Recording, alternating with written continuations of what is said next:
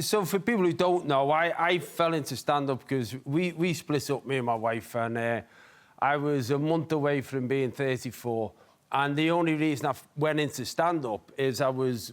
One Monday night, I used to have the kids every weekend, so Monday I used to be on a downer.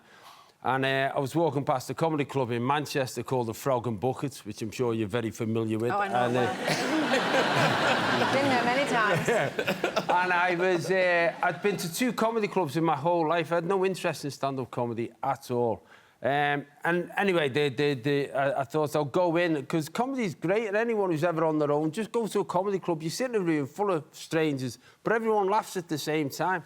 So I thought I'll go in there and it'll cheer me up. And I used to do this joke, which is not the best joke in the world, and I've said this story before, but it's the only story that's the truth, is I used to do this joke to let all the ladies in the room know I was a single man. I used to say, I'm really sad at the moment, ladies and gentlemen, because me and my wife are not together. Oh. It's not that sad, honestly. We're not divorced or anything. I've just killed her. But I knew I was going to miss her, so I've kept her head in the fridge. Terrible joke, terrible. And I got announced on stage this Thursday, and I said this joke on stage, and as I said it, I looked to the left, and the head that was meant to be in the fridge was in the audience. So this is the true story. So she was in the audience, and what had happened, we've been apart almost 2 years at this point.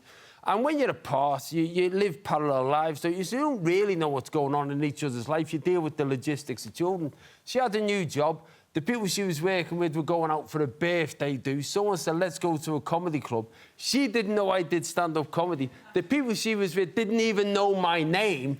So when I get announced on, they don't understand why she goes, what the fuck? And then I go on stage in front of a room full of strangers and tell them I've killed her and kept her head in the fridge.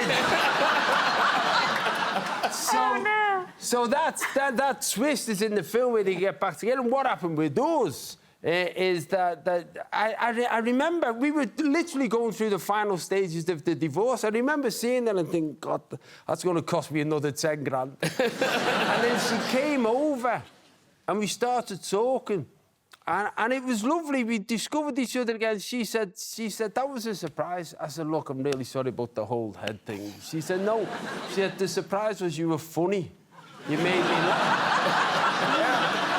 Why weren't you doing that earlier? I know. She said, you made me laugh. She said, you reminded me of the man that I first met. Oh. She said, whatever happened to you? I said, I married you.